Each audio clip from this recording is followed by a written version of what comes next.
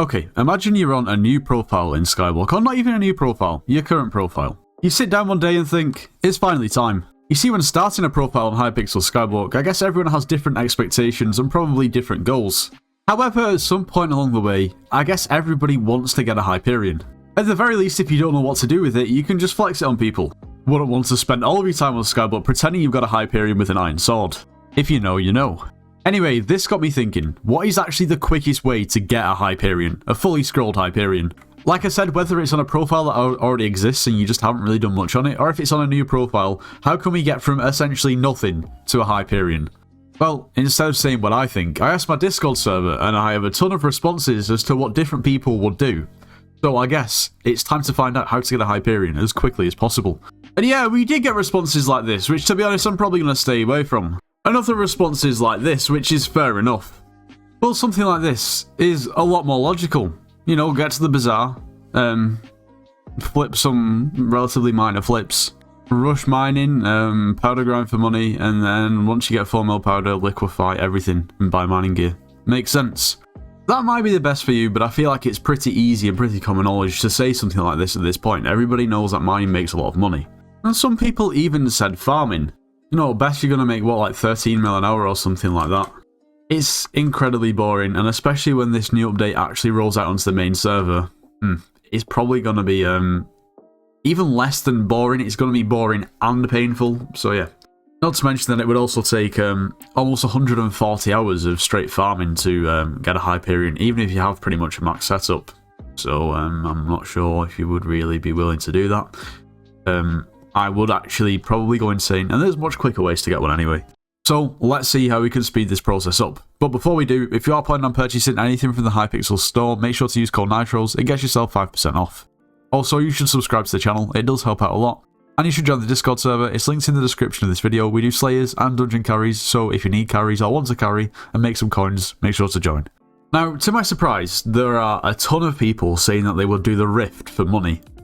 And to be honest, that's something that's never really crossed my mind. I think that's mainly because pretty much all of my progression into the Rift was done on my Iron Man profile, meaning that I wouldn't really be thinking about making coins from it. I always knew in the back of my mind that you could make money from it, but I didn't know just how good it could be. Now, there are indeed multiple ways to make money from the Rift, but I'll show you one of them. Right, well first you need to enter the Rift, and to be honest you need to be decently progressed through the Rift. It doesn't really take too long, it doesn't really take any effort, you don't need anything, you just have to simply do it. Anyway, if we go ahead and teleport over to Dread Farm, and what we're going to need to do is grind up some of the Shadow Crooks. You'll see them around, you just kind of have to defeat them, try not to get hit, and then you'll get them dropped. Now we need to get 16 just for one of these. They can be annoying to kill, not going to lie, but you'll get used to it. Okay, so once we've got enough Shadow Crooks, we need 16 to do this once. We also need 5k motes. Now, the best way to grind motes realistically is over at the Vampire Island. It would just be a case of killing these guys. I mean, nothing else really comes close in terms of, I guess, motes per kill. So yeah, that's your best bet. Anyway, once we've got everything that we need, it will be a case of coming over here into this house and going down into the Mirrorverse, which I absolutely hate. If you ever watched my Iron Man video where I actually did the Mirrorverse, that was pain. Anyway, come to the rewards room, talk to the invisible guy that we can see in the mirror, go to the shop, and here, this is actually what we want to buy. It's the Enchanted Book Bundle. Like I said before, it's going to cost us 16 Shadow Crooks and 5k motes. And then obviously we can then transfer this back onto the real dimension, and then sell. So we'll go ahead and purchase it. And then we'll head over to Inverted Sirius and simply put our books in the Rift Transferable chest. Alright, daylight is so nice.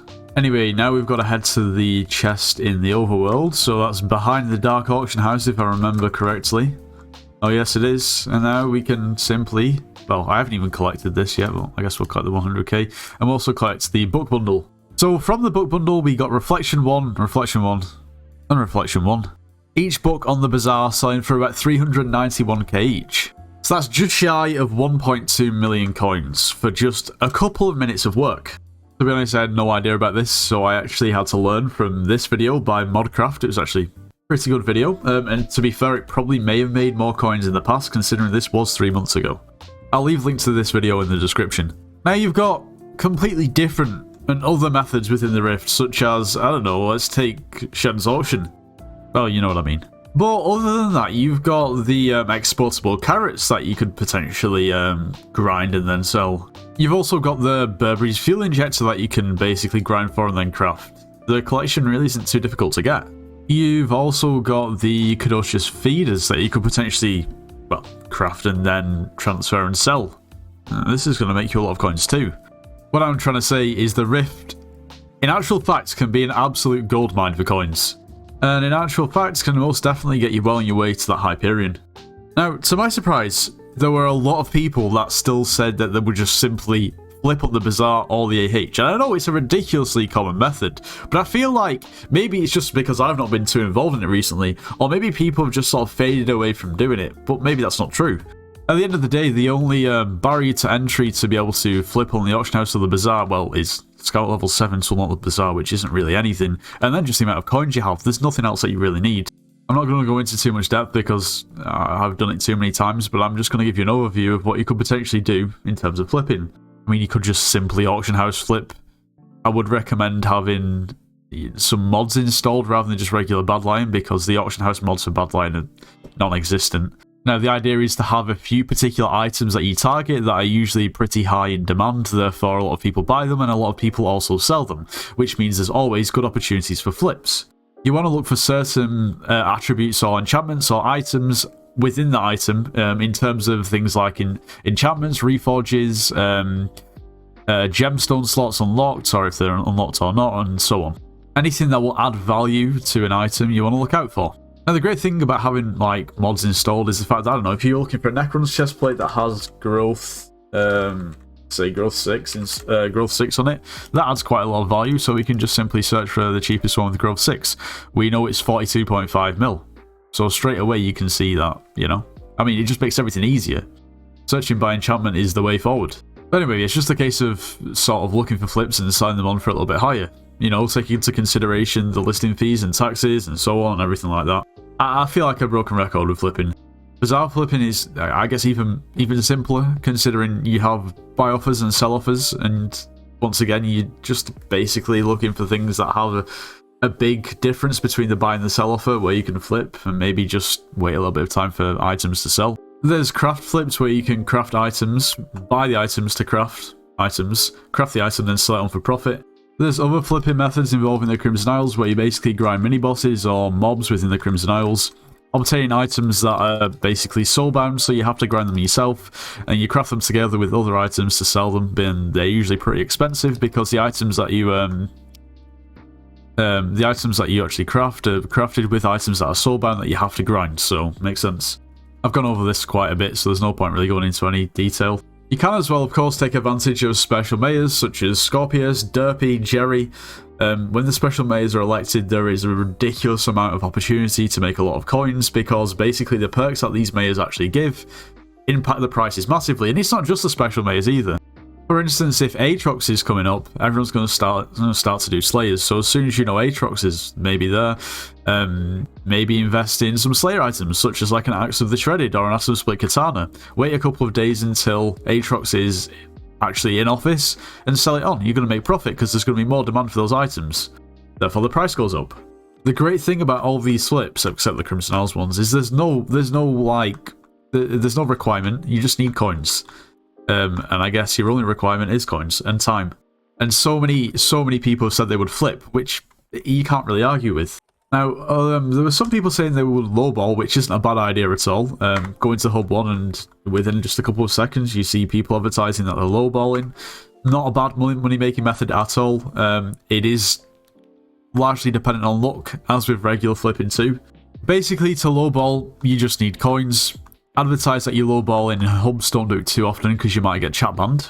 Basically, people will come to your island. I mean, if you don't know what lowballing is, it's essentially just offering somebody a low price for an item, so they don't have to wait time for it to sell in the AH, they don't have to pay the taxes. You get a good deal, probably quite a low price, you can then just sell it on the auction house for hire. It's as simple as that. There's no need to expand, to be honest, it's straightforward. But a lot of people said they would lowball, a lot of people said they would flip. Like I said before, a lot of people said they would go straight into mining. there's no point in talking about mining. I mean, I guess the only thing I could mention is maybe not just mining. You could set up routes for people when they're mining gemstones. That can make a lot of coins. And some people said they would farm, which is fair enough, but it would just take a long time and it'll be boring. And if the update comes into play, then F's in the chat. Now, some people mentioned money-making method in the Dwarven mines, which is fair enough. You would probably think that they're talking about maybe grinding ghosts. Nah, that's not what we're talking about. Grinding ice walkers. I know this can be good, but do you really want to spend the rest of your existence grinding ice walkers? I think it might be potentially worse than grinding ghosts in terms of boringness. But this is a real issue. It is quite daunting for somebody who doesn't have a Hyperion. How to get one is quite a big question, and everyone's going to say different things because they enjoy doing different things in the game. And I think that's something we have to take note of. Is this is a game, right? So if you're going to put yourself through pain to get a Hyperion, then what's the point in playing the game? We all play the game to enjoy the game, surely, to some extent. So how about you find what works for you, what makes decent money, stick to it, and be consistent. Don't burn yourself out. I think that's the main thing, because people just get burnt out. Like, all of those riff money making methods sound good to me, and I think I would probably, if I was going for Hyperion, I'd definitely try them, because what have you really got to lose? But I think I'd get burnt out really quick, especially with the rift. That's just me, though. It might not be the same for other people. But what is the quickest and easiest way to get a Hyperion? Well, I will propose one thing. Admins, we want cryptocurrency. No, I'm joking. But I'm not. I'm not joking, but yeah. Anyway, if you did enjoy today's video, make sure you leave a like, subscribe if you're new, and I'll see you in the next one.